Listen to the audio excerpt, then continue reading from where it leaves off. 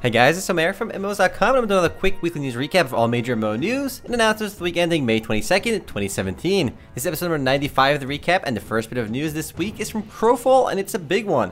The game did a massive reveal this last week, which showed off a big update to the game's graphics engine and an update to the game's races and class system, which has replaced its previous archetype system.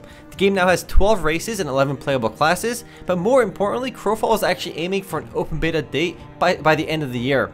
It likely won't be a traditional open beta though, as there will be a soft launch following shortly afterwards, so I suspect that there will be some kind of wipe after the open beta. But this is the first time we've heard of an open beta release date, so it's definitely huge news for Crowfall.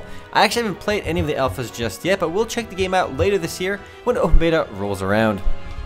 Up next, another huge bit of news, this time for Destiny 2, which there was a huge reveal for this last week, and it'll be available exclusively on the Blizzard app, formerly known as Battle.net. And unlike the original Destiny, Destiny 2 will be available on PC from the get-go, and despite Activision not using the term MMO, it most certainly is an MMO, as was the first game. The big reveal this week showed off a lot of gameplay, but there's still no official release date for it, unfortunately. At least for the PC version, the console players will be able to access Destiny 2 on September 8th, 2017, though I suspect the PC launch shouldn't be too far away. I will likely be hearing a lot more about Destiny 2 when E3 rolls around next month, but I'm definitely excited for this one. I never played the original Destiny since it wasn't available on PC, but I'll definitely end up playing and buying Destiny 2. Expect a full price game though at $60. Next up, some Black Desert Online news. The game's Striker update is set to go live on May 24th, which is this Wednesday, which is also the same day the game is launching on Steam. The Striker update, as the name suggests, introduces the new Striker class to the game, which you can see in action in the video in the background.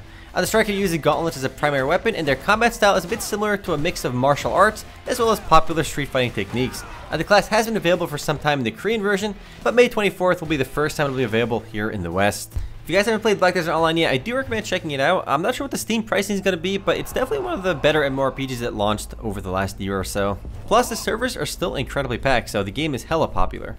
Up next, RuneScape's Menaphos expansion is set to launch on June 5th and will include quite a bit of new content. Most importantly though, there will be a new dungeon and an increase to the Slayer's skill level cap from 99 to 120. It's big news because it's one of the game's most popular skills and will be the first time any skill in the game gets above the 99 cap. We mentioned this previously, but at least now we have a release date for it. June 5th is when Menaphos will come live. Also in somewhat related news, Jagex mod Shawnee leaked the logo for Jagex's next project called Next Gen in a live stream. The consensus over at RMRPG seems to be that this was a fake leak to create buzz around the project, but we can't know for sure. There's no word on what exactly Next Gen is exactly, whether it's an update for RuneScape or a new project altogether, but perhaps it's related to a bit of other Jagex news that came out this last week, that Jagex partnered with Improbable to use Spatial OS in future projects. Spatial OS is the same bit of code that powers some of the procedural and persistent elements of Worlds Adrift and a few other games. And again, no word on exactly what Jagex intends to do with this technology or what that leak is for exactly, but these two things may be connected. Who knows? Next up, remember how we talked about free level 100 characters in EverQuest 2 last week? Well, now you can get free level 80 characters in Age of Conan just by logging into the game anytime before May 31st. So what's the reason for this giveaway? Funcom is celebrating the game's 9th anniversary. Pretty crazy that Age of Conan has been around for 9 years already. I remember when this game first launched, was first announced, the hype for it was incredible. It did originally launch as a subscription-based game, but has since went free to play as Age of Conan Unchained. Though it's worth mentioning, one of the biggest complaints with Age of Conan recently has been that the game has been neglected since it went free to play, so there hasn't been a lot of content updates for Age of Conan in some time. If you never played Age of Conan, now's a great time to check it out though, because you get that free level 80 character, plus the action combat is pretty fun. Just a heads up though, if you want to check it out, it's a bit over 30 gigs if I remember correctly, so it's a big download. Moving right along, Archeage's Aranor Internal Update is set to launch on June 7th and will include a bunch of new content. Some of the highlights include new zones, a new tier of crafted gear called Aranor, a streamlined crafting system without any RNG, 7 new levels of ancestral skill sets for max level characters to advance through, and a streamlined trade route system. There's a lot more changes too, but you can read the full patch notes once the update is live on June 7th. I just remembered I called the game Archeage instead of Arcage. I'm gonna get a lot of shit for that for sure. But anyway, if you never played the game, it's still worth checking out. It gets over 1,000 players on Steam alone, and probably much more on the Glyph launcher. So it's still doing fairly well. Next up, a bit of an update to Wild West Online, which we talked a bit about last week. There still aren't any actual videos for the game, but the newly announced Wild West MMORPG inspired by Red Dead Redemption's multiplayer aspect will skip Kickstarter altogether after securing funding from a private investor, and is aiming to launch later this year with a buy-to-play business model. I was definitely skeptical about this one after they released a bunch of screenshots for the game with no actual gameplay videos or anything like that, and were planning to hit up Kickstarter, but now they announced that they're skipping all of that, and I have a lot more confidence in the game now. And aside from skipping Kickstarter, they're actually skipping early access altogether as well, with an alpha and a closed beta taking place sometime this summer, with a release date aiming for this year, so it'll actually be playable by the end of the year. At least that's their goal. I'm actually excited for this because I went from being super skeptical to at least having confidence in this game now. Anyway, up next on the mobile MMORPG front, Taichi Panda 3, the sequel to Taichi Panda, starts its open beta test in China exclusively for Android users. Like a bunch of other Chinese mobile MMORPGs, Taichi Panda 3 actually has a PC client, so it'll be playable on the PC as well as mobile. And unlike its predecessor, Taichi Panda 3 is an open world MMORPG that offers a more traditional MMORPG experience. The game has a ton of tameable creatures in game, including flying mounts, so yes, flying mounts in a mobile game. No Western version has been announced just yet, but given the success of the original Taichi Panda game over here, I expect that we'll be seeing a launch of Taichi Panda 3 by the end of the year in the West as well, if not early next year. Next up, Jagex Entertainment's new sandbox MMORPG Arcfall officially arrived on Steam Early Access this last week to mixed reviews and a tiny player base. According to Steam charts, it's only getting about 10 to 30 players online at any given time, and according to Steam reviews, it's currently light on content. Arcfall bills itself as an old-school MMORPG with full-loop PvP and a classless skill-based progression system. It also has persistent world housing. It actually sounds a lot like classic Ultima Online, given its highlighted features. Expect the first look for this one relatively soon. The small player base isn't that big of a deal right now though, as the game is still early in development. And if you want to check the game out, it'll set you back about 20 bucks. It's discounted to $13.99 for release week though, so it does have that buy-to-play model. Up next, another update for Allods Online. I feel like we've had a disproportionate number of Allods news these last few weeks, especially considering it isn't that popular over here in the West. But anyway, Allods Online update 8.0.1 Creation is set to go live tomorrow on May 23rd, and will include an update to the game's story and the new artifact gear system. And despite launching back in 2010, Allods still gets a lot of love from its developers over at MMOs.com, with a steady pace of updates.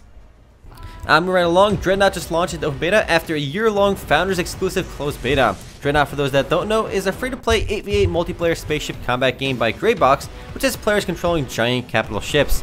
Off the top of my head, the closest game to this is probably Fractured Space, which has been available on Steam for some time now. And given that Dreadnought has been playable for about a year or so, it makes the open beta launch a bit less hype, but at least anyone can play it now. The game is also expected to launch on PlayStation 4 sometime in the future. The game is not available on Steam though, so if you want to play it, just download it from the official website. Next up, Gwent, the free-to-play CCG by CD Projekt Red, is set to begin its public beta phase on May 24th, which is this Wednesday. Public beta will be preceded by 2 days of maintenance, after which the game will be playable by everyone on PC, PlayStation 4, and Xbox One. All progress will be wiped before that public beta begins, and I actually never played Gwent, so expect the first look from me in the near future. Hopefully Gwent does enough to differentiate itself from the countless free-to-play CCGs that launched over the last few years. The reason we're seeing so many of these games is because Hearthstone is making so much money and everybody wants a piece of that pie. Speaking of public betas, Lawbreakers Closed Beta 2 began this last week, and with it comes a brand new role called the Wraith, which is basically a cyber ninja that can wall jump, triple jump, and slide across the ground. A Capture the Flag style game mode has also been introduced, which is oddly named Blitzball and has no relationship to the Final Fantasy X minigame. Closed beta ends later today on May 22nd, but fear not, I suspect we'll have another round of beta sometime in the near future. Especially since the game is still aiming for a 2017 release, so Lawbreakers will definitely be out by the end of this year, at least that's their target. Next up, Square Enix released the main theme for Final Fantasy XIV Stormblood called Revolutions, along with a video showing off some of the new areas and content.